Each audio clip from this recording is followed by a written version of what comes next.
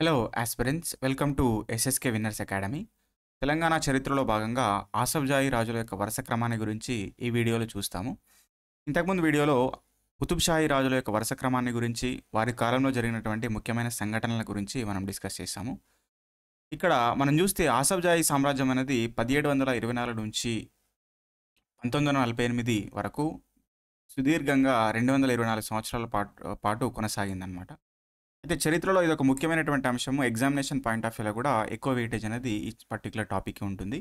అదేవిధంగా పరిపాలనా పరంగా మనం చూసుకున్నట్టయితే, ఇక్కడ పరిస్థితులు మనం చూసినట్టయితే, ఈరోజు భారతదేశంలో ఉన్నటువంటి ప్రముఖమైన నగరాల్లో హైదరాబాద్ అనేది ఒక ప్రముఖ నగరంగా ఉన్నదంటే, సో దానికి కూడా ఇక్కడ ఆసఫ్జాయిల యొక్క పరిపాలనే కారణమని చెప్పొచ్చు ఒక రకంగా. ఎందుకంటే వాళ్ళు చేసినటువంటి నిర్మాణాలు అవన్నీ కూడా ఈరోజు ఒక హైదరాబాద్‌ని ఒక ముఖ్యమైనటువంటి నగరంగా నిలబెడుతుందనమాట. కాబట్టి అవన్నీ కూడా అంటే వారు చేసినటువంటి నిర్మాణాలు, కట్టడాలు, ఇక్కడ వాళ్ళు చేసినటువంటి ఏదైతే పరిశ్రమలు నెలకొల్పినటువంటి పరిశ్రమలు అవన్నీ కూడా ఇక్కడ మనము సమయాన్ని సందర్భంగా డిస్కస్ చేసే ప్రయత్నం చేస్తాము. ఇక్కడ ఆసఫ్జాయి సామ్రాజ్యాన్ని స్థాపించినటువంటి వ్యక్తి ఇక్కడ నిజాముల్ ముల్క్‌గా చెప్తాము. నిజాముల్ ముల్క్ ఈయన మొదటి నిజాము. ఈయన యొక్క పరిపాలనా కాలం 1724 నుంచి 1948 24 సంవత్సరాల పాటు జరిగింది. సో ఈయనకు సంబంధించినటువంటి ఆరిజిన్ మనం చూస్తే, ఈయన మొఘల్ సామ్రాజ్యంలో ఒక సైనికాధికారిగా ఔరంగజేబ్ కాలంలో వర్క్ చేస్తాడు. ఔరంగజేబ్‌కి అత్యంత సన్నిహితుడు. అయితే ఈయనకు చాలా రకాల బిరుదులున్నాయి. ఆయన అసలైన పేరు యాక్చువల్‌గా మీర్ కమరుద్దీన్ అంటారు, ఫిరోజ్ జంగ్ అంటారు. ఇక్కడ నిజాముల్ ముల్క్ అనేది, అదేవిధంగా ఫతే జంగ్ అనేది, ఆసఫ్ జా అనేది, చిన్ కిలిచ్ ఖాన్ అనేటివి, ఇవన్నీ కూడా ఆయన బిరుదులు. సో ఆయన బిరుదులు కూడా ఇంపార్టెంటే. వాటి నుంచి కూడా ఖచ్చితంగా క్వెషన్ అడగడానికి అవకాశం అనేది ఉంటుందన్నమాట. అయితే ఇక్కడ ఔరంగజేబ్ ఉన్నప్పుడు మొట్టమొదటిసారిగా ఆయన సైనికాధికారిగా వర్క్ చేశాడు. ఆ తర్వాత ఫరూఖ్‌సియార్ ఈయనని దక్కన్ సుబేదార్‌గా నియమిస్తాడు. ఫరూఖ్‌సియార్ తర్వాత వచ్చినటువంటి మహమ్మద్ షా, ఆయననే ఇక్కడ రంగేలి రాజా అంటాము. ఆయన ఈ నిజాముల్ ముల్క్‌ని ఏం చేస్తారంటే ఉప ప్రధానిగా నియమించుకుంటాడు. బట్ అది ఆయనకి ఇష్టం లేక తిరిగి మళ్ళీ దక్కన్ ప్రాంతానికి వచ్చేస్తాడు. వచ్చినప్పుడు ఇక్కడ సుబేదార్‌గా ఉన్నటువంటి ముబారిజ్ ఖాన్‌కి మరియు నిజాముల్ ముల్క్‌కి మధ్య షక్కర్‌ఖేడా వద్ద యుద్ధం జరుగుతది. దాన్ని షక్కర్‌ఖేడా యుద్ధం అంటాము. ఆ షక్కర్‌ఖేడా యుద్ధంలో ఉన్నటువంటి ముబారిజ్ ఖాన్‌ని ఓడించి ఇక్కడ స్వతంత్ర సామ్రాజ్యాన్ని 1724 సంవత్సరంలో స్థాపిస్తారనమాట. అట్లా ఆసఫ్జాయి సామ్రాజ్యం అనేది ఇక్కడ దక్కన్‌లో స్థాపించబడింది. సో ఇది దీనికి సంబంధించింది.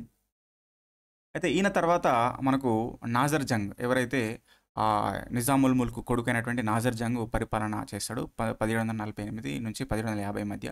అది ఇక్కడ చూస్తే మనకు ఆసఫ్జాయి రాజులందరూ కూడా 10 మంది రాజులు ఉంటారు మొత్తం. కానీ 7గురిని మాత్రమే మనం నిజాంలాగా పరిగణిస్తాము. ఈ మధ్యలో ఇక్కడ నుంచి ఇప్పుడు 2, 3, 4 ప్లేస్లో ఉన్నటువంటి నాజర్ జంగ్, ముజఫర్ జంగ్ అండ్ సలాబత్ జంగ్ ఈ ముగ్గురిని కూడా నిజాములుగా పరిగణించామన్నమాట. ఎందుకంటే వారికి సంబంధించినటువంటి ప్రాముఖ్యత ఎక్కువ లేదు. అయితే ఇక్కడ మనం చూస్తే నాజర్ జంగ్ ఎప్పుడైతే పరిపాలనకు వస్తాడో, వచ్చిన తర్వాత వారసత్వ యుద్ధం అనేది జరుగుతుందన్నమాట. ఎవరంటే ఈ ముజఫర్ జంగ్‌కి మరియు నాజర్ జంగ్‌కి మధ్య. అయితే ఇక్కడ అసలు ముజఫర్ జంగ్ ఎవరంటే, ముజఫర్ జంగ్ ఇక్కడ నిజాముల్ ముల్క్ యొక్క కూతురు ఉంటుంది ఖైరున్నీసా. ఈ ఖైరున్నీసా యొక్క కొడుకే ఇక్కడ ముజఫర్ జంగ్ అనమాట. అంటే నిజాముల్ ముల్క్ యొక్క మనమడు. అయితే ఈయన నేను నిజమైనటువంటి రాజునని చెప్పేసి ఈయన ప్రకటించుకుంటాడు. ఆ రకంగా ఈ నాజర్ జంగ్‌కి, ముజఫర్ జంగ్‌కి మధ్య వారసత్వ యుద్ధం అనేది జరుగుతది. అయితే చరిత్రలో మనం చూసినట్టయితే ఈ వారసత్వ పోరు ఏదైతే ఉన్నదో వీరిద్దరి మధ్య, దీనికి సంబంధించి మళ్ళీ ఇక్కడ 2 యుద్ధాలనేటివి ఉంటాయి. ఏదైతే మనము భారతదేశ చరిత్రలో ఒక ముఖ్యమైనటువంటిగా చదువుకుంటామో, అదే మొదటి మరియు రెండవ ఆంగ్లో కర్ణాటక యుద్ధాలు ఏవైతే ఉన్నాయో, ఆ 2 కూడా ఈ వారసత్వ పోరుతో కనెక్ట్ అయి ఉంటాయి అన్నమాట. కాబట్టి అది మనం అక్కడ చూసే ప్రయత్నం చేస్తాము. అయితే ఈ 2 యుద్ధాల్లో కూడా ఏం చేస్తారంటే, ఫస్ట్ నాజర్ జంగ్ చనిపోతాడు. ఆ తర్వాత ముజఫర్ జంగ్ కూడా చనిపోతారనమాట. అయితే దాన్ని ఇక్కడ కర్నూలు నవాబులు వీళ్ళిద్దరిని కూడా చంపేస్తారు. సో ఆ రకంగా వాళ్ళిద్దరి కథ ఎండ్ అయిపోతుంది. అయితే వీళ్ళిద్దరూ చనిపోయిన తర్వాత అక్కడ ఫ్రెంచి వారు మళ్ళీ ఇక్కడ సలాబత్ జంగ్‌ని తీసుకొచ్చి ఇక్కడ నిజాంగా నియమిస్తారనమాట. అయితే ఆయన కూడా కొంతకాలం పాటే ఇక్కడ రాజుగా ఉంటాడు. అయితే ఇక్కడ నిజాం అలీ ఖాన్ అనేటువంటి 5వ వ్యక్తి ఎవరైతే మనము రెండవ నిజంగా చెప్తాం ఈయన యాక్చువల్‌గా. ఈయన కూడా మనకు నిజాముల్ ముల్క్ యొక్క కొడుకు అనమాట. అయితే సలాబత్ జంగ్ ఈయన రాజుగా నియమించబడిన తర్వాత నిజాం అలీ ఖాన్ కూడా ఈయనకు వ్యతిరేకత చూపిస్తారనమాట. అయితే అప్పుడు నిజాం అలీ ఖాన్‌ను ఈయన సలాబత్ జంగ్ ఏం చేస్తారంటే జైల్లో బంధిస్తాడు. బట్ తర్వాత ఏం జరుగుతుందంటే మహారాష్ట్ర వాళ్ళ నుంచి ఇక్కడ మన ప్రాంతానికి ముప్పు ఉంటది. ఇక్కడ సలాబత్ జంగ్ రాజుగా ఉన్నప్పుడు ఈ ప్రాంతానికి ముప్పు ఉంటది. సో, ముప్పు ఉన్నప్పుడు ఏం చేస్తారంటే అప్పుడు నిజాం అలీ ఖాన్‌ని వదిలేస్తారనమాట. వదిలేసిన వెంటనే నిజాం అలీ ఖాను సలాబత్ జంగ్‌ని చంపేసి ఆయన రాజుగా ప్రకటించుకుంటాడు. ఆ రకంగా నిజాం అలీ ఖాను రెండవ నిజాంగా నియమించబడ్డాడనమాట. సో, ఆ రకంగా ఆయన ప్రకటించుకున్నాడు. రెండో నిజాం అయిండంటే, రెండవ రాజు అయిందంటేగా మనం దీన్ని ఇక్కడ తీసుకుంటాం. సో, ఆ రకంగా ఈ ముగ్గురి యొక్క పరిపాలన అనేది అయిపోయిన తర్వాత, వీళ్ళ స్టోరీ అయిపోయిన తర్వాత నెక్స్ట్ మనకుండేది ఇక్కడ ఏంటంటే నిజాం అలీ ఖాన్ గురించి ఉంటుందన్నమాట. కాబట్టి ఆ రకంగా రెండవ నిజాము నిజాం అలీ ఖాన్. సో, ఇక్కడ ఈయనను చూస్తే మనం 1761 నుంచి 1803 వరకు ఈయన పరిపాలించిండు. సో, ఈయన కాలంలో మనకు ముఖ్యమైనటువంటి సంఘటనలనేవి ఉంటాయి. ఇక్కడ మనం చూస్తే ఏందంటే, ఎప్పుడైతే సలాబత్ జంగ్ ఉన్నాడో, సలాబత్ జంగ్‌ని ఫ్రెంచ్ వారు ఇక్కడ ఆయనని నియమించిన తర్వాత, ఆయన మనకు ఉత్తర సర్కార్‌లో ఉన్నటువంటి ఏదైతే చికాకులు, రాజమండ్రి, ఏలూరు, ముస్తఫానగర్ వీటిని ఉత్తర సర్కార్‌లు అంటాం. అంటే యాక్చువల్‌గా ఇవి కోస్తాంధ్ర ప్రాంతాలనమాట. ప్రెజెంట్‌గా ఉన్నటువంటి కోస్తాంధ్ర ప్రాంతాలు. ఈ కోస్తాంధ్ర ప్రాంతాలని ఏం చేస్తారంటే, ఆయన ఫ్రెంచ్ వారికి ఇచ్చేస్తారనమాట. సో, ఆ రకంగా అది ముఖ్యమైనటువంటిది. అంటే ఆంధ్ర ప్రాంతం ఏదైతే తెలంగాణ ప్రాంతంతోనే కలిసి ఉండే. బట్ ఈ పర్టిక్యులర్ సందర్భంలో అది బ్రిటిష్ వారికి అప్పగించబడింది. సో, బ్రిటిష్ వారు దాన్ని మద్రాసు ప్రాంతంలో కల్పిస్తారనమాట. ఆ రకంగా తెలంగాణ ప్రాంతం నుంచి ఆంధ్ర ప్రాంతము కొన్ని ప్రాంతాలు అప్పుడు విడిపోయినాయన్నమాట. అది ఇక్కడ ముఖ్యమైనటువంటి అంశము. అయితే ఆ ప్రాంతాలను మళ్ళీ నిజాం అలీ ఖాన్ ఏం చేస్తారంటే, ఫ్రెంచ్ వారి నుంచి దగ్గర నుంచి తీసుకొని మళ్ళీ ఆంగ్లేయులకు ఇచ్చేస్తారనమాట. బ్రిటిష్ వారికి ఇచ్చేస్తాడు. సో, ఆ రకంగా 1766 సంవత్సరంలో మనం ఉత్తర సర్కార్లు అనేటువంటి ఏవైతే ఇక్కడ ముస్తఫానగరు, చికాకులు, రాజమండ్రి, ఏలూరు ఇవన్నీ ప్రాంతాలు కూడా ఇవన్నీ కూడా బ్రిటిష్ వారికి ఇవ్వబడినాయన్నమాట. అది దీనికి సంబంధించినటువంటి అంశము. అదేవిధంగా 1788 సంవత్సరంలో ఇక్కడ గుంటూరు, ఓకే. సో, గుంటూరు కూడా మళ్ళీ ఏందంటే బ్రిటిష్ వారికి ఇవ్వబడతది. ఆ రకంగా పూర్తి కోస్తా ప్రాంతం అంతా కూడా ఉత్తర సర్కార్లు పూర్తిగా బ్రిటిష్ వారికి దారదత్తం చేయబడ్డాయి. అది నిజామాన్ కాలంలో జరిగిందనమాట. అది ముఖ్యమైనటువంటి అంశం. ఇంకోటేందంటే 1798 సంవత్సరంలో సైన్య సహకార పద్ధతి, దీన్ని సబ్సిడరీ అలయన్స్ అంటాము. సైన్య సహకార పద్ధతి. ఈ సైన్య సహకార పద్ధతి దీన్ని స్టార్ట్ చేసింది ఇక్కడ వెల్లెస్లీ అంటాము. వెల్లెస్లీ. ఈ వెల్లెస్లీ స్టార్ట్ చేసినటువంటి సైన్య సహకార పద్ధతికి మొట్టమొదటిగా అంగీకరించినటువంటి వ్యక్తి ఇక్కడ నిజాం అలీ ఖాను. ఇది చాలా చాలా ఇంపార్టెంట్ రిపీటెడ్ క్వశ్చన్. అయితే దీనిలో ఉండేది ఏంటంటే, ఇక్కడ నిజాం అలీ ఖాను ఎవరైతే ఇక్కడ ఈ రాజ్యాన్ని పరిపాలిస్తున్నాడో ఆయనకు రక్షణ, అంటే ఈ రాజ్యానికి రక్షణ అనేటువంటిది ఆంగ్లేయులు ప్రొవైడ్ చేస్తారు. ఇక్కడ బ్రిటిష్ వారు ప్రొవైడ్ చేస్తారు. బ్రిటిష్ సైన్యం ప్రొవైడ్ చేస్తది. సో, దానికి ప్రతిఫలంగా ఏం చేయాలంటే వాళ్ళని పోషించాలన్నట్టు. బ్రిటిష్ సైన్యాన్ని పోషించాల. సో, దీన్ని సైన్య సహకార పద్ధతి అంటారన్నట్టు. Mutual helping. సో, దీన్ని అగ్రీ చేసినటువంటి మొట్టమొదటి రాజు ఇక్కడ నిజాం అలీ ఖాన్ అని మనం చరిత్రలో చదువుకుంటాం. అది 1798లో జరిగింది. సో, ఇది ఇక్కడ చాలా చాలా ఇంపార్టెంటు అంశంగా మనం ఇక్కడ తీసుకోవాలన్నమాట. సో, ఇది దీనికి సంబంధించింది. ఇక నెక్స్ట్ మనం చూస్తే ఇంకా నెక్స్ట్ చూస్తే ఇక్కడ 1800 సంవత్సరంలో మనకు దత్తమండలాలు అని అంటాము. ఈ దత్తమండలాలు కూడా బ్రిటిష్ వారికి ఇవ్వబడతాయి. అయితే ఎప్పుడైతే ఇక్కడ సైన్య సహకార పద్ధతికి నిజాం అలీ ఖాన్ ఒప్పుకుంటాడో అప్పటి నుంచి బాగా బర్డెన్ అయిపోతుంది అనమాట. అంటే వాళ్ళని పోషించడం, అందుకే అంటే వాళ్ళకు పోషించడానికి డబ్బులు అనేది సమకూర్చడం అనేది ఈ రాజుతోనే అవ్వదన్నమాట. సో, ఆ రకంగా కొన్ని భూభాగాలనే ఇచ్చుకుంటూ రావాల్సి వస్తుంది అనమాట. అట్లనే ఫస్ట్ 1800 సంవత్సరంలో దత్తమండలాలు ఇచ్చారు. ఆ తర్వాత బీదార్ ప్రాంతాలను కూడా ఇచ్చారు అనమాట. సో, ఆ రకంగా 1800 సంవత్సరంలో ఇక్కడ 1766 సంవత్సరంలో ఉత్తర సర్కార్లు, 1888 సంవత్సరంలో గుంటూరు, అదేవిధంగా 1788 సంవత్సరంలో గుంటూరు, అదేవిధంగా ఇక సైన్య సహకార పద్ధతి కోసము ఇచ్చినటువంటి 1800 సంవత్సరంలో ఇచ్చినటువంటి దత్తమండలాలు. ఆ రకంగా కంప్లీట్ ఆంధ్ర ప్రాంతాన్ని బ్రిటిష్ వారికి దారాదత్తం చేశారు. సో, ఇక్కడ నిజాం అలీ ఖాన్ కాలంలో అనమాట. సో, ఆ రకంగా బ్రిటిష్ వారికి ఇక్కడ ఉత్తర సర్కార్లు అంటే కోస్తాంధ్ర ప్రాంతము, దత్తమండలాలు అంటే ఇది రాయలసీమ అనమాట. ఈ 2 ప్రాంతాలు బ్రిటిష్ వారికి ఇచ్చేసారు. బ్రిటిష్ వారు దీన్ని తీసుకొని మద్రాస్ ప్రెసిడెన్సీలో కలిపారనమాట. ఆ రకంగా 1800 సంవత్సరంలో పూర్తి మొత్తంలో బ్రిటిష్ వారికి అప్పచెప్పబడినటువంటి ఈ ఆంధ్ర ప్రాంతము అది తీసుకెళ్ళి మద్రాస్ ప్రాంతంలో కల్పిస్తే 1953 వరకు కంప్లీట్గా అది మనకు మద్రాసులోనే ఉన్నదన్నమాట. ఆ రకంగా మద్రాసులోనే ఉండి 1953లో పొట్టి శ్రీరాములు గారి ఆమరణ నిరాహార దీక్ష ఫలితంగా ఆంధ్ర రాష్ట్రంగా ఆ రోజు అవతరించింది అనమాట. సో, ఇది దీనికి సంబంధించినటువంటి కాంటెక్స్ట్. సో, అది అక్కడ దాన్ని మనం గమనించాలి. ఇక నెక్స్ట్ మనం చూస్తే ఇక్కడ సికిందర్ జా ఆరో నిజాము. ఈయన 1803 నుంచి 1829 వరకు పరిపాలించాడు. మూడో నిజాంగా చెప్తాము. అయితే ఈయన కాలంలో ఇక్కడ చాలా ఆర్థిక వ్యవస్థ చాలా వరకు కుంటుపడ్డదని ఇక్కడ మనం నేర్చుకుంటాము. అయితే ఇక్కడ ముఖ్యమైన అంశము ఈయన పేరు మీదనే మనకు ఈరోజు సికింద్రాబాద్ నగరం అనేది ఉన్నది. సికింద్రాబాద్ అనేది ఈయన పేరు మీద వచ్చినట్టుగా మనం గుర్తుపెట్టుకుంటాము. అదేవిధంగా ఈయన ప్రధానమంత్రి మీర్ ఆలం. ఈ మీర్ ఆలం పేరు మీదనే ఇక్కడ మీర్ ఆలం చెరువు అనేది ఇక్కడ ఈరోజు మనకు హైదరాబాద్‌లో ఉన్నది. అదొకటి.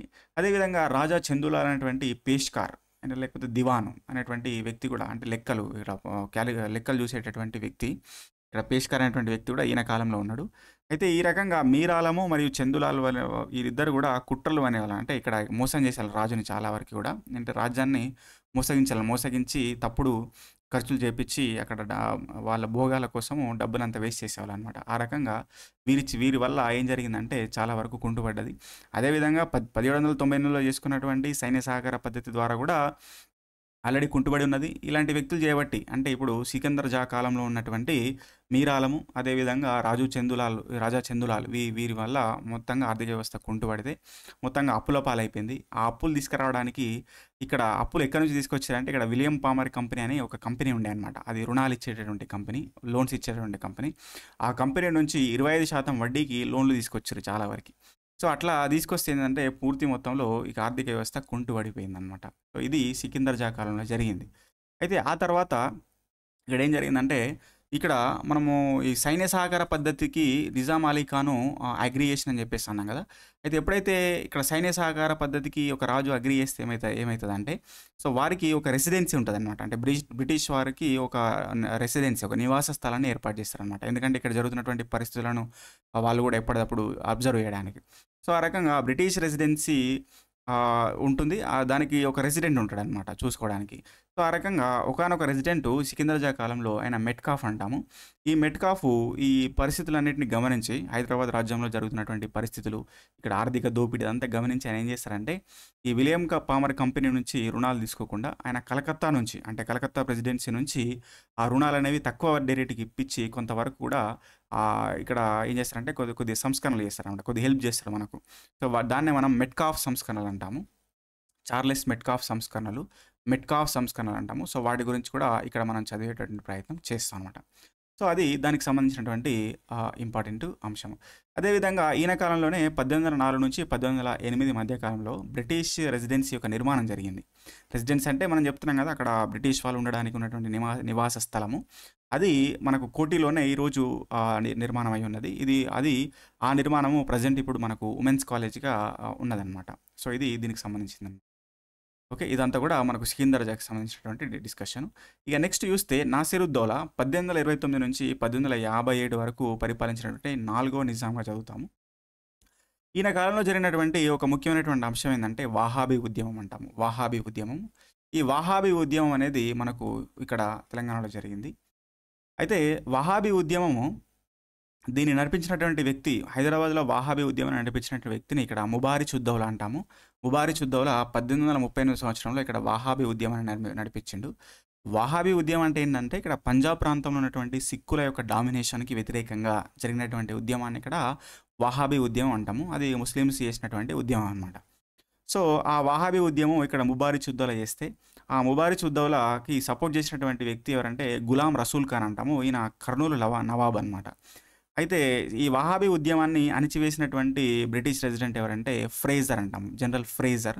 ఈ ఫ్రేజర్ ఏం చేసిందంటే ఈ వాహాబీ ఉద్యమాన్ని అణిచివేసినట్టుగా మనం ఇక్కడ చదువుకుంటాము. రైట్. అయితే ఆ టైంలో ఉన్నటువంటి హైదరాబాద్ దివాన్ ఇక్కడ చందులాలు. సో ఇవి కూడా మనం గుర్తుపెట్టుకోవాలి. అయితే తెలంగాణలో తొలి స్వతంత్ర సమరయోధుడిగా ఇక్కడ ముబారిచ్ ఉద్దౌలాను గుర్తిస్తారనమాట. తొలి స్వతంత్ర సమరయోధుడిగా ముబారిచ్ అంటే ఇక్కడ అంటే మొట్టమొదటిసారిగా ఎదురు తిరిగినటువంటి వ్యక్తి, వ్యతిరేకత చూపించినటువంటి వ్యక్తి ఇక్కడ ముబారిచ్ ఉద్దౌలా. అందుకనే తెలంగాణలో తొలి స్వతంత్ర సమరయోధుడు అని చెప్పేసి అంటారు అనమాట ఆయన. ఇది దీనికి సంబంధించినటువంటి అంశం. అయితే ఇంకొక అంశం ఏంటంటే ఈయన కాలంలో 1829 నుంచి 1857 మధ్యలో 1853 సంవత్సరంలో సాలార్ జంగ్ 1 అనేటువంటి వ్యక్తి ఇక్కడ దివాన్గా నియమించబడ్డాడు. ఇది ఒక చారిత్రాత్మకమైనటువంటి ఘట్టం అనమాట. ఎందుకంటే సో అంతవరకు దివాలా తీసినటువంటి మొత్తం రాజ్య పరిస్థితిని ఆయన సంస్కరణల చేత, సాలార్ జంగ్ యొక్క సంస్కరణల చేత మొత్తంగా మళ్ళీ డెవలప్మెంట్ చేశారనమాట ఆయన. సో దాన్ని మనం సాలార్ జంగ్ సంస్కరణలుగా మనం చదువుకుంటాము. ఈయన 1853 నుంచి 1883 మధ్యలో అంటే దాదాపు 30 సంవత్సరాల పాటు ఇక్కడ దివాన్గా పనిచేసి ఈయన ఇక్కడ హైదరాబాద్ యొక్క కంప్లీట్ డెవలప్‌మెంట్ కోసం కృషి చేసినటువంటి వ్యక్తిగా మనం చదువుకుంటాం అనమాట. సో, ఈయన సికిందర్ జా ఇక్కడ సారీ నాసిరుద్దౌలా నుంచి స్టార్ట్ అయితే, అఫ్జలుద్దౌలా పూర్తి కాలం ఉన్నాడు. ఆ తర్వాత మీర్ మహబూబ్ అలీ ఖాన్ యొక్క సగం కాలం వరకు ఉన్నాడనమాట. అంటే 1869 సంవత్సరంలో మీర్ మహబూబ్ అలీ ఖాన్ వస్తే 1883 వరకు కూడా ఈయన ఉన్నాడు. అంటే సగం కాలం వరకు కూడా ఈయన ఉన్నట్టుగా మనం ఇక్కడ గుర్తుపెట్టుకోవాలి. ఆ రకంగా నాసిరుద్దౌలా, అఫ్జలుద్దౌలా అండ్ మీర్ మహబూబ్ అలీ ఖాన్ ఈ ముగ్గురిని చూసినటువంటి వ్యక్తి సాలార్ జంగ్. మొదటి సాలార్ జంగ్‌గా మనం ఇక్కడ గుర్తుపెట్టుకోవాల్సిన అవసరం అనేది ఉంటుంది. సో, అది దానికి సంబంధించింది. అదేవిధంగా ఇక్కడ ఇంకా ముఖ్యమైన అంశం ఏందంటే 1853 సంవత్సరంలో జరిగినటువంటి బీరార్ ఒప్పందం గూడా ఇక్కడ నాసిరుద్దౌలా టైంలో జరిగినటువంటి ఒక ముఖ్యమైన అంశము బీరార్ ఒప్పందం గూడా ఏందంటే, ఇంతకుముందు ఇక్కడ చెప్పినాం మెట్కాఫ్ సంస్కరణలో భాగంగా ఏం చేశారంటే, ఆయన అక్కడి నుంచి రుణాలు తెచ్చిండు. కలకత్తా నుంచి రుణాలు తీసుకొచ్చిండు. లోన్స్ తీసుకొచ్చిండు. అదేవిధంగా ఈ సైన్య సహకార పద్ధతిని అనుసరించి కూడా మనము బ్రిటిష్ వారికి డబ్బులు ఇయ్యాల్సున్నది. ఓకే. ఈ 2 రకాలుగా మనం వాళ్ళకి రుణపడి ఉన్నాం. కాబట్టి అది దాన్ని చెల్లించలేక రుణభారం పెరుగుతుందనమాట రోజు రోజుకి. అయితే అదే టైంలో అక్కడ మనకు ఎవరున్నారంటే డల్హౌసీ ఉన్నాడు. ఆ డ డల్హౌసీ డల్హౌసీ ఉన్నాడు. ఆ డల్హౌసీ ఏం చేస్తారంటే ఇక్కడ ఈ ఈ ఈ ఇక్కడ ఉన్నటువంటి నాసిరుద్దౌలా మీద ప్రెషర్ చేస్తారనమాట. తొందరగా ఆ రుణాన్ని తీర్చని చెప్పి, లోన్ డబ్బులు ఇవ్వమని చెప్పి. సో, అట్లా చేయని పక్షంలో ఏం చేస్తారంటే ఈ బీరార్ మొత్తము మాకు ఇచ్చేయండి అని చెప్పేసి ఆయన ఒత్తిడి తీసుకొస్తారు. ఆ రకంగా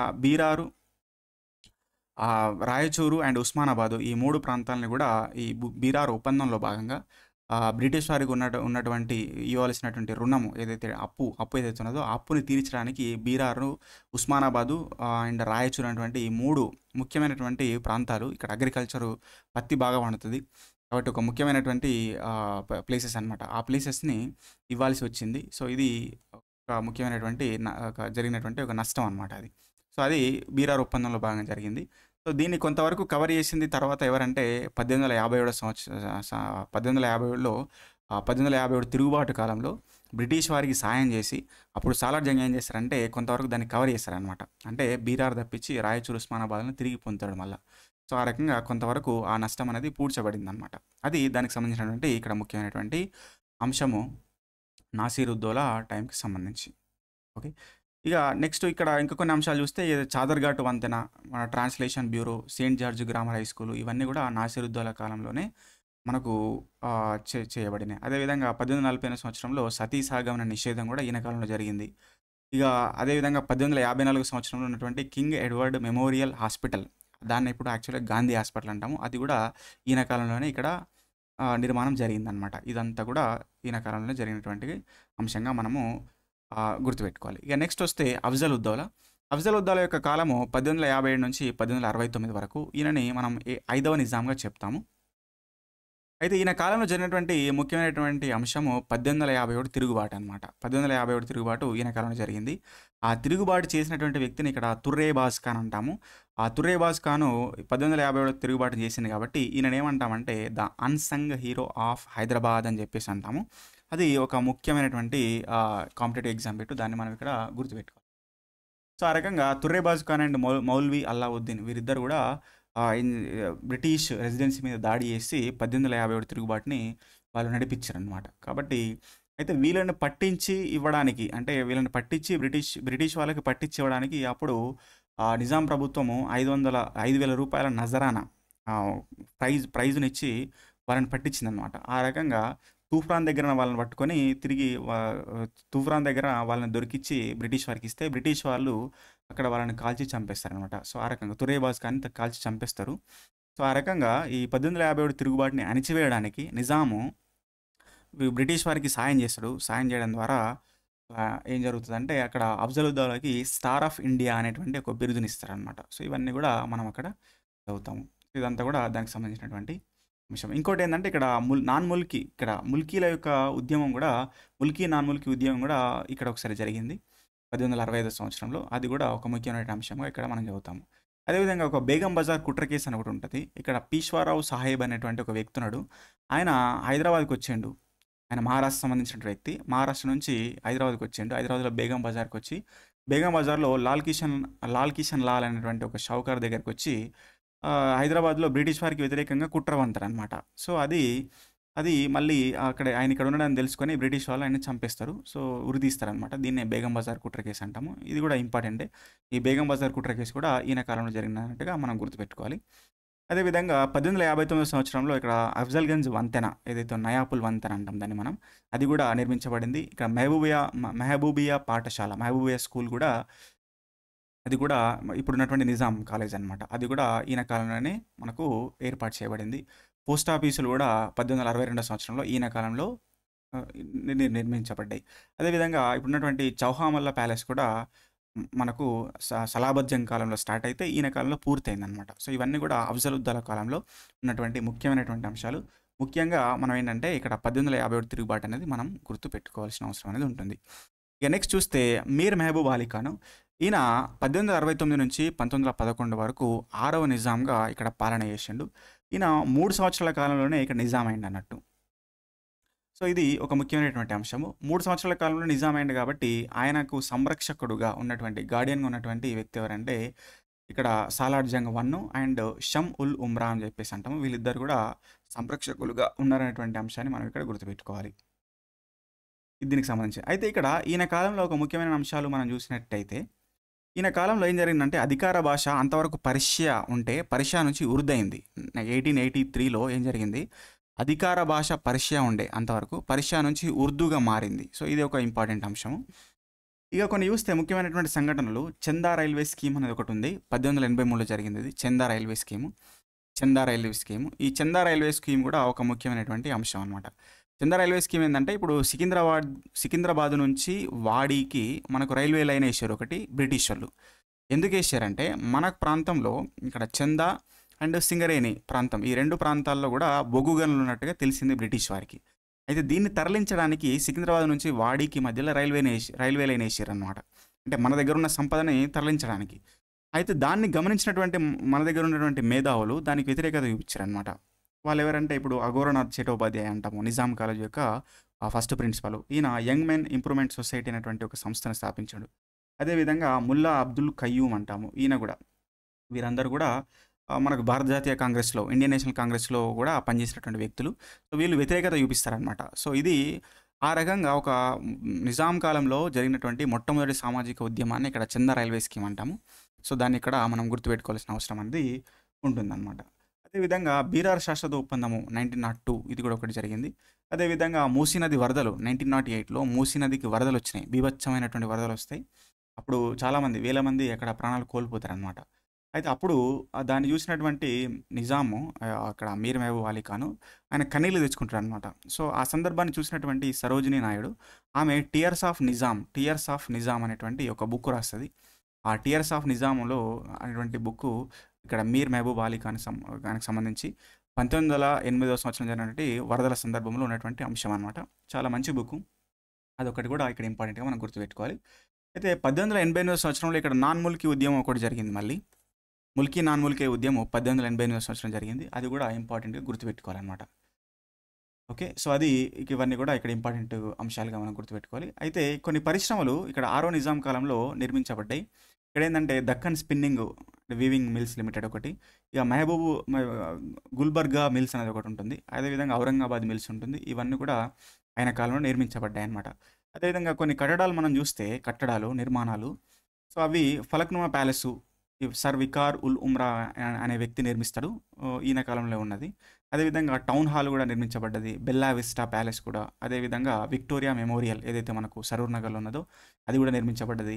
నాంపల్లి రైల్వే స్టేషను, అదేవిధంగా కాచిగూడ రైల్వే స్టేషను ఇవన్నీ కూడా మనకు ఈయన కాలంలోనే నిర్మించబడ్డాయి అన్నట్టుగా మనము ఇంపార్టెంట్ అంశాలుగా గుర్తుపెట్టుకోవాలన్నమాట. సో, ఇదంతా కూడా 6వ నిజాంకి సంబంధించినటువంటి అంశాలు. అదేవిధంగా 7వ నిజాం మీర్ ఉస్మాన్ అలీ ఖాన్కి సంబంధించినటువంటి చూస్తే మనం ఇక్కడ 1911 నుంచి 1948 వరకు పరిపాలించినటువంటి చిట్ట చివరి నిజాంగా మనం మీర్ ఉస్మాన్ అలీ ఖాన్ గురించి చెప్పుకుంటాము. 7వ నిజాం గురించి చెప్పుకుంటాము. ఈయన కాలంలో జరిగినటువంటి ముఖ్యమైన అంశం ఏంటంటే ఆపరేషన్ పోలో అనేటువంటిది ఒక రకమైనటువంటి యుద్ధం కానీ యుద్ధం అని అనరన్నమాట. ఆపరేషన్ పోలో దీన్ని ఏమంటామంటే పోలీస్ చర్య అని చెప్పేసి అంటాం.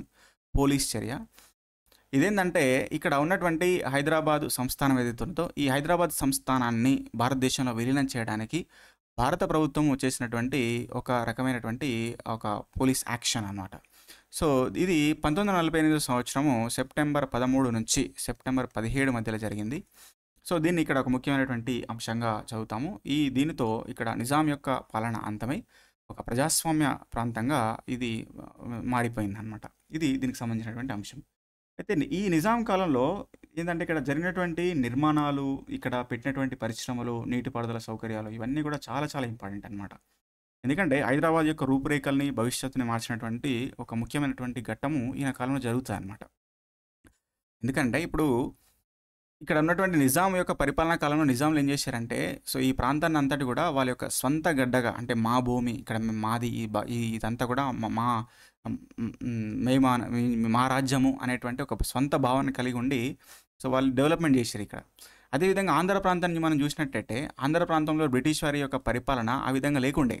బ్రిటిష్ వారు ఏం చేశారు, ఎంతసేపు అక్కడ ఉన్నటువంటి సంపదను దోచుకొని పోయేటువంటి ప్లానే తప్ప అక్కడ డెవలప్మెంట్లు ఏం చేయాలి, ఒక ప్రకాశం బ్యారేజ్ తప్ప. సో ఆ రకంగా ఇప్పుడు ఆంధ్ర ప్రాంతంలో చూస్తే ఎలాంటి కట్టడాలు లేవు. అంటే ఇక్కడ వాళ్ళకు ఒక అసెంబ్లీ భవనం లేదు, ఇప్పుడు ఒక రాజధాని ఇప్పుడు అమరావతిలో వాళ్ళకి ఏం లేదు, అవన్నీ కూడా కొత్తగా కట్టుకుంటున్నారు అనమాట. ఒక రకంగా వాళ్ళు ఇక్కడ ఆంధ్రాని తెలంగాణని కలపడానికి రీజన్ కూడా అదే. ఎందుకంటే మనకున్నటువంటి నిజాము ఆయన యొక్క నిరంకుశ పాలన చేసినప్పటికీ ఇక్కడ ఉన్న ప్రాంతాన్ని అభివృద్ధి చేసిందనమాట, కట్టడాలు అవన్నీ చేసి. అంటే ఇక్కడ అసెంబ్లీ కట్టించిండు, సెక్రటేరియట్ కట్టించిండు. సో ఇవన్నీ కూడా ఇక్కడ మనకు నిజాం సాగర్ కట్టించిండు, ఉస్మానియా యూనివర్సిటీ కట్టించిండు, హైకోర్టు కట్టించిండు. ఇవన్నీ కూడా కట్టడాలు, ఇక్కడ నిర్మాణాలను చేసి, సో ఇక్కడ ఉన్నటువంటి హైదరాబాద్ రూపురేఖలను మార్చి ఇక్కడ హైదరాబాద్ని ఒక ప్రముఖ నగరంగా ఉండడానికి కారణమైనటువంటి వ్యక్తి ఇక్కడ నిజాములు. అది ఎక్కువ మొత్తంలో ఈయన కాలంలో జరిగినట్టుగా మనం చెప్తాం అనమాట. ఆ రకంగా కుతుబ్షాహీల కాలంలో కుతుబ్షాహీలు జరిగింది, ఇక వీళ్ళ కాలంలో జరగాల్సింది వీళ్ళ కాలంలో జరిగింది. ఆ రకంగా ట్రాన్స్ఫర్మేషన్ అనేది జరిగిందనమాట. సో ఇది దీనికి సంబంధించింది. అయితే ఇక్కడ మీర్ ఉస్మాన్ అలీ ఖాన్ కాలంలో జరిగినటువంటి ముఖ్యమైనటువంటి నిర్మాణాలు ఏవైతే ఉన్నాయో అవి మనం చూస్తే, ఉస్మానియా యూనివర్సిటీ ఒకటి కట్టబడింది నిర్మాణము. అదేవిధంగా ఉస్మానియా హాస్పిటల్ ఒకటి కట్టబడింది. అదేవిధంగా హైకోర్టు భవనము అది కూడా 1920లో కట్టబడింది. అదేవిధంగా మోజంజాహి మార్కెట్ ఏదైతున్నదో అది కూడా 1935 సంవత్సరంలో కట్టబడింది. సెంట్రల్ సిటీ లైబ్రరీ ఏదైతే ఉన్నదో 1955 సంవత్సరంలో లైబ్రరీ కూడా అది నిర్మాణం చేయబడింది. అదేవిధంగా హైదరాబాద్ హౌజ్ 1928 సంవత్సరంలో 1928 సంవత్సరంలో హైదరాబాద్ హౌజ్, ఈ హైదరాబాద్ హౌజ్ అనేది కూడా నిర్మాణం చేయబడింది. బట్ హైదరాబాద్ హౌజ్ అనేది ఇక్కడ లేదు, ఢిల్లీలో ఉన్నదన్నమాట. సో ఇది మనం ఇంపార్టెంట్ అంశంగా గుర్తుపెట్టుకోవాలి. ఇక నీటిపారుదల సౌకర్యాలు, ఇరిగేషన్ సిస్టమ్స్ మనం చూసినట్టయితే, ఈ రోజు ఉన్నటువంటి ఉస్మాన్ సాగర్ ఏదైతే మనం గండిపేట చెరువు అంటున్నామో దాన్ని నిర్మించింది కూడా ఈయన కాలంలోనే. అదేవిధంగా మనం చూస్తే హిమాయత్ సాగర్ కూడా ఈయన కాలంలో నిర్మించబడ్డది. నిజాం సాగరు ఏదైతే నిజామాబాద్ కామారెడ్డి డిస్టిక్లో ఉన్నదో ఈయన కాలంలో నిర్మించబడ్డది. అదేవిధంగా ఆలీ సాగర్ కూడా ఇది ఈయన కాలంలో నిర్మించబడ్డది. డిండి ప్రాజెక్ట్ కూడా ఈయన కాలంలో నిర్మించబడ్డది అనమాట. సో ఇదంతా కూడా ఈయన కాలంలో జరిగింది. ఇంకొక ముఖ్యమైన అంశం ఏంటంటే, నాగార్జున సాగర్కి సంబంధించినటువంటి దాని యొక్క పునాది కూడా ఈయన కాలంలో జరిగింది, కానీ ముందుకెళ్ళలే అనమాట. సో అప్పటికే ఇక్కడ 1948 సెప్టెంబర్ 17 వచ్చి ఆ విలీనం జరిగిపోయింది కాబట్టి, సో దానికి సంబంధించినటువంటి పని అంతా ఆగిపోయింది అన్నట్టు. ఆ రకంగా నాగార్జున సాగర్కి సంబంధించినటువంటి ప్లాన్ కూడా ఈయన కాలంలో స్టార్ట్ అయింది. ఒకవేళ అది కానీ జరిగి ఉంటే, ఇప్పుడు ఈరోజు ఏదైతే మనము వలస ప్రాంతాలుగా, అన్డెవలప్మెంట్ ప్రాంతాలుగా మనము నల్గొండ, మహబూబ్ నగర్ గురించి చెప్తున్నాము, అవి అలా లేకుండా సుసంపన్నంగా ఉండేటువంటి అవకాశం అనేది ఉంటుండే అనమాట. అంటే నల్గొండ ప్రాంతాన్ని, మహబూబ్ నగర్ ప్రాంతాన్ని డెవలప్ చేసే విధంగా నాగార్జున సాగర్కి ప్లాన్ చేస్తే, ఆ తర్వాత ఆంధ్రప్రదేశ్ ఏర్పడిన తర్వాత వాళ్ళు ఆ డిజైన్ని మార్చి, సో వాళ్ళకు అనుగుణంగా మార్చుకొని మన దగ్గర ఉన్నటువంటి నల్గొండ, మహబూబ్ నగర్ ప్రాంతాలని నష్టపోయే విధంగా ఆంధ్రోలు చేసిరనమాట. సో అది దానికి సంబంధించినటువంటి అంశము. దాన్ని మనము ఉద్యమంలో భాగంగా చదివేటువంటి ప్రయత్నం చేస్తాము. ఇక నెక్స్ట్ ఈయన కాలంలో వచ్చినటువంటి కొన్ని పరిశ్రమలు, ఇండస్ట్రీస్. సో అవి కూడా ఇంపార్టెంటే. అవి మనం చూసినట్టయితే కార్ఖానా జిందా తిలిస్మాత్ అంటాము. జిందా తిలిస్మాత్ అనేది 1920 సంవత్సరంలో ఉన్నది. అదేవిధంగా చార్మినార్ సిగరెట్స్ అనేటువంటిది కూడా మనకు 1925 సంవత్సరంలో ఉన్నది. అదేవిధంగా వజీర్ సుల్తాన్ టొబాకో కంపెనీ, విఎస్టీ అంటాము. సో ఇది కూడా 1938 సంవత్సరంలో ఉన్నది. ఇక షుగర్ ఫ్యాక్టరీ ఏదైతే బోధన్ షుగర్ ఫ్యాక్టరీ ఉన్నదో ఇది కూడా 1937 సంవత్సరంలో ఈయన నిర్మించండి అనమాట. ఇది నిర్మిస్తే మళ్ళీ చంద్రబాబు నాయుడు కాలంలో ఏం జరుగుతుందంటే అది మూలకు పడిపోతుంది. అదేవిధంగా cotton mill, Asaf Jahi cotton mills అంటాం దాన్ని వరంగల్లో. సో దీన్ని కూడా ఆయన నిజాం స్టార్ట్ చేసిండు 1934 సంవత్సరంలో. అదేవిధంగా ఆల్విన్ మెటల్ వర్క్స్ 1942లో ఆల్విన్ మెటల్ వర్క్స్ కూడా ఆయననే స్టార్ట్ చేస్తాడు. ప్రాగా టూల్స్ ఉంది. కాగజ్ నగర్ పేపర్ మిల్ ఉంది. 1946లో కాగజ్ నగర్ పేపర్ మిల్స్ కూడా ఈయననే స్టార్ట్ చేస్తారనమాట. సో ఇవన్నీ కూడా ఇంతటి డెవలప్మెంటు, ఇలా పరిశ్రమలు, ఇక్కడ ఇక్కడ ఇరిగేషన్ ప్రాజెక్టులు ఇవన్నీ కూడా నిజాము నిర్మించి ఒక రకమైనటువంటి డెవలప్మెంట్ చేస్తే, ఆ తర్వాత వచ్చినటువంటి ఆంధ్ర పాలకులు అవన్నిటిని పరిశ్రమలన్నింటినీ మూలకు పడేసి ఇక్కడ ఇక్కడ ఉన్నటువంటి ఇరిగేషన్ ప్రాజెక్టులన్నిటిని కూడా పెండింగ్లో పెట్టేసి అక్కడ ఎక్కడైతే మట్టి మేటలు కడితే వాటిని తీసేయకుండా ఆ రకంగా మొత్తం కూడా అన్డెవలప్మెంట్ అయ్యేలాగా చేసి మొత్తం డెవలప్మెంట్ అంతా పోయేలాగా, సో వెనుకబడేలాగా తెలంగాణ ప్రాంతాన్ని మళ్ళీ వాళ్ళు చేశారనమాట. ఇదంతా కూడా దీనికి సంబంధించినటువంటి ముఖ్యమైనటువంటి అంశంగా మనం గుర్తుపెట్టుకుంటాం. సో ఇది మనకు అసఫ్జాయిల యొక్క పరిపాలన క్రమము, వారి యొక్క రాజుల క్రమము. సో రాజుల క్రమం అయినప్పటికీ ముఖ్యమైనటువంటి సంఘటనలు ఒక ఫాస్ట్ రివిజన్గా చెప్పినట్టు అంతా కూడా ఎక్స్ప్లెయిన్ చేశాను. ఇవన్నీ కూడా చూసుకోవాల్సిన అవసరం ఉంది. ఫర్దర్గా దీనికి సంబంధించినటువంటి ఫర్దర్ వీడియోస్ కూడా మన ఛానల్లో పోస్ట్ చేసే ప్రయత్నం చేస్తాం. వీడియో నచ్చితే లైక్ చేయండి, మీ ఫ్రెండ్స్కి షేర్ చేసే ప్రయత్నం చేయండి. Thanks for watching.